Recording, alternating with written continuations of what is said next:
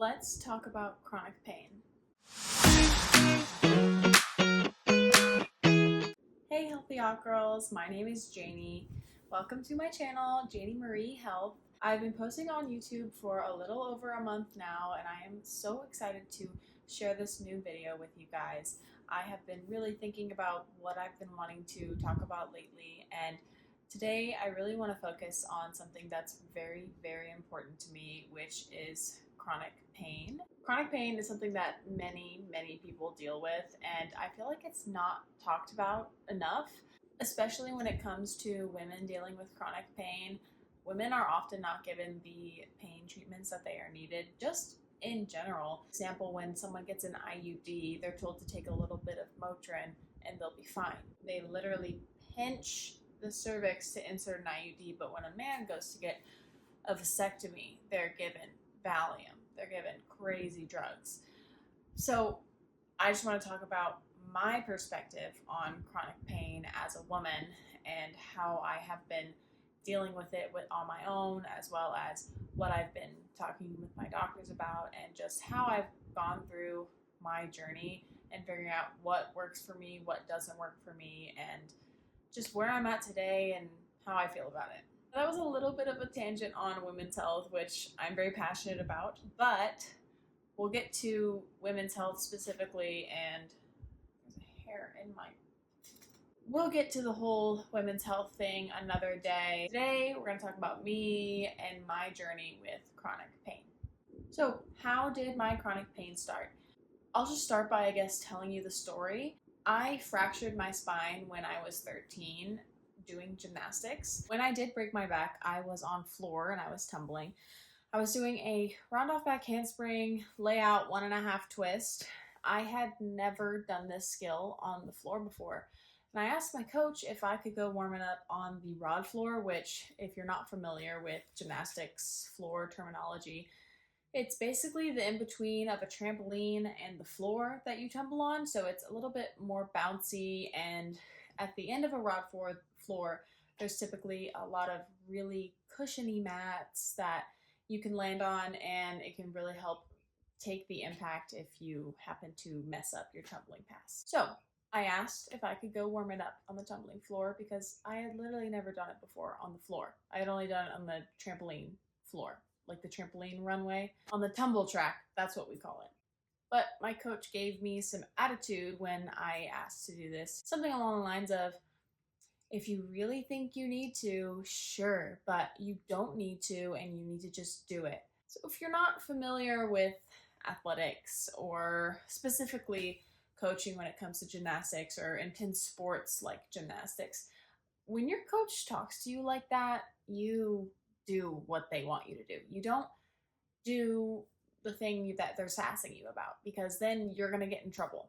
And as a naive and impressionable 13-year-old girl, I decided to throw something that I could have made. I had the ability to do it, but I decided to throw something that I was uncomfortable with on a floor for the first time, and my coach didn't spot me at all. Didn't even offer to spot me. As you can see, I'm a little bit bitter about it, but I digress. I do the tumbling pass. I bail mid-air on my layout. I land on my neck. My feet fold over my head, and boom, compression fracture in my L1. Since that day, I have struggled with back pain. Now, to help with that fracture, I did get a spinal fusion, my L1, my L2, 6, 7, 8 months after the initial injury, because we tried to go the brace route and it just didn't work, didn't heal properly. So then I had to resort to surgery. But since the surgery, just everything has been so messed up. I've just had to learn to live with it and work on managing my pain on my own. So I had my back surgery in 8th grade, but I really started to struggle with the pain when I got into high school. I was in so much pain that I would have sharp pains in my low back on like both sides.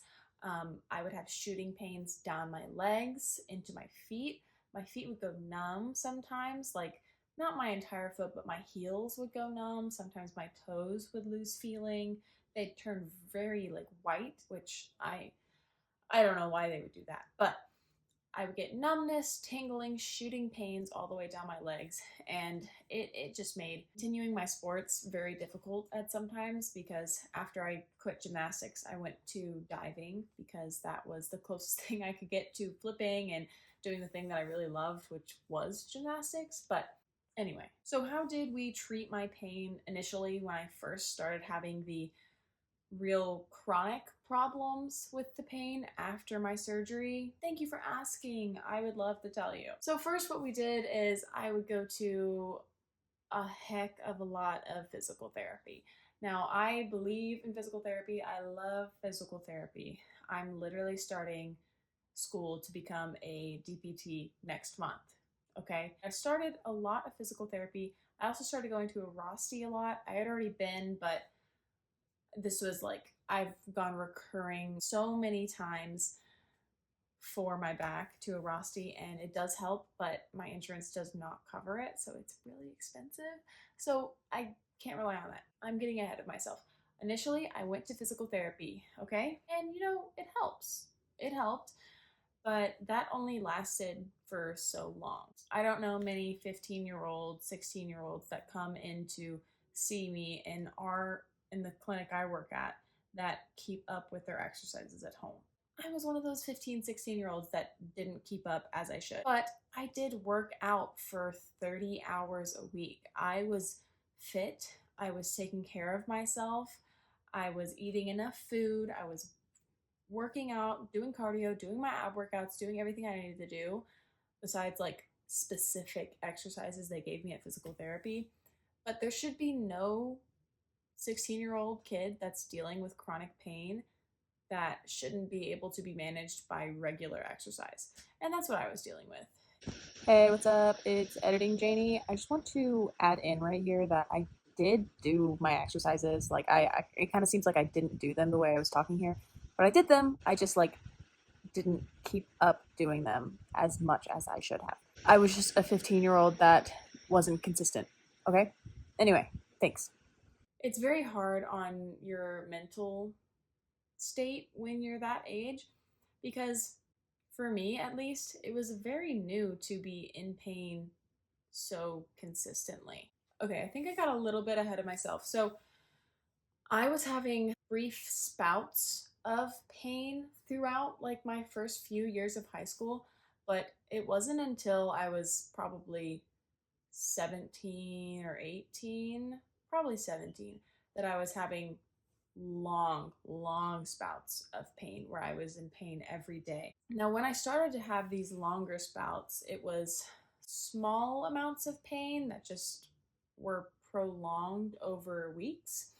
But as I got older, those spouts of pain turned into months, and the pain went from a 2 every day to a 5 to a 6 every day. And I'm talking about on a scale of 1 to 10, how much pain you're in. That's where I was at on that scale. So as a result of being in this much pain, I started to, of course, seek the help of my doctors, seek the help of my coaches, my athletic trainers, especially when I got into college. And I couldn't find anything that would get rid of the pain for enough time to be able to live my daily life without having some sort of pain. And what I'm telling you right now, this was from when I was 17, 18.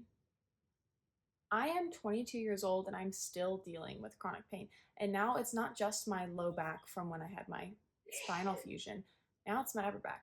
I have bulging discs in my, from like T2 to T6, something like that, my L5. It is just overwhelming at times. Sometimes I struggle to get through my day at work. I struggle to study at times for my education, for my classes. And it's really just an unacceptable way to live life as a 22-year-old woman. I should be enjoying it. I should be focusing on my studies, not being in pain. Okay, I am getting a little off track. So that is more so my background of why I have chronic pain to this day. But let me get into what it's like to have chronic pain on a day-to-day basis, like what my daily life is like with chronic pain. Every morning I wake up and I feel stiff as a board, my back. It feels like it needs to pop. It feels like, I don't know. It's hard to explain. I'm just so stiff when I wake up in the mornings. And throughout the day, as I'm getting moving, sometimes it'll feel a little bit better once I get my day started, but more often than not, by the end of the day, I am in excruciating pain, especially in my upper back. Now I'm in a phase of my upper back is really bad. Weird thing for me, at least, it always seems to switch between my upper back and my lower back hurting. I'll go through like a stint of super bad low back pain, and then I'll fix that. And then as soon as that's fixed, the upper back pain starts to come back, and it's an endless cycle, and I am really, really tired of dealing with it. But yeah, there are so many things that aggravate my pain. Sitting hurts, standing hurts, laying a certain way hurts, wearing a sports bra hurts. So I am really desperate to find anything that might work for me. I am literally talking to my doctors nonstop, trying to find a new way to deal with this. So, some ways I have learned to at least make the pain more bearable as I'm going through my day. And let me know if you have chronic pain, what you do to get through the day. Um, and let me know if you've tried the things I do, because if what I do helps you, by all means, go for it. But side note, this is not medical advice. This is just what I do and some things that my doctors have had me do, okay? One thing I do on my own that I can just like grab from the drugstore is like topical treatments, as in Biofreeze, Icy Hot, lidocaine patches, things like that.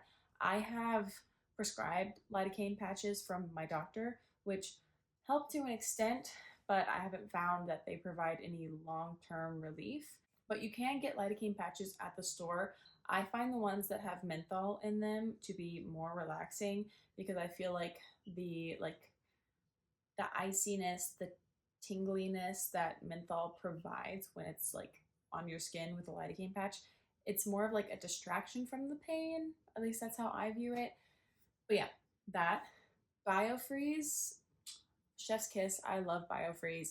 I feel like it also acts as a distraction in a way, because I will lather up that Biofreeze all over my back. As long as I can feel that cold sensation, the pain level is lower than it is without the Biofreeze. But as soon as that cold sensation goes away, which is after an hour maybe, the pain is right back to where I started. So that is not a long term relief either. Another thing I found helpful is going to physical therapy, of course, but physical therapy costs money, and I personally, I know what I need to do for physical therapy, because it is what I'm passionate about. It's what I want my career to be. So when I go to my appointments, I pay attention. I work every day with physical therapists at my job, and I talk to them. I see the exercises we give patients who have similar issues to me, and I replicate those exercises in my daily life. Now let's talk about how the chronic pain I deal with every day has affected me emotionally and has affected my mental well-being. It makes my life harder for sure. Obviously, if you're in pain every day, you're going to have a harder time. I have struggled with anxiety personally, especially when it comes to my pain.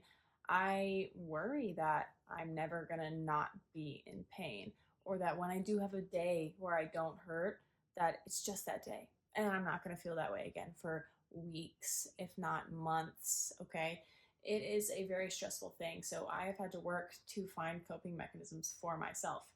I'll put on my hot pack, I'll put on my cold pack, and I'll just try and relax. I definitely talk to my family a lot. I talk to my friends about just how I'm feeling with my pain, and it is really helpful to have people in your life that can sympathize with you, empathize with you, and just be with you on your journey to managing chronic pain. And that has been really the rock for me on how I manage my pain.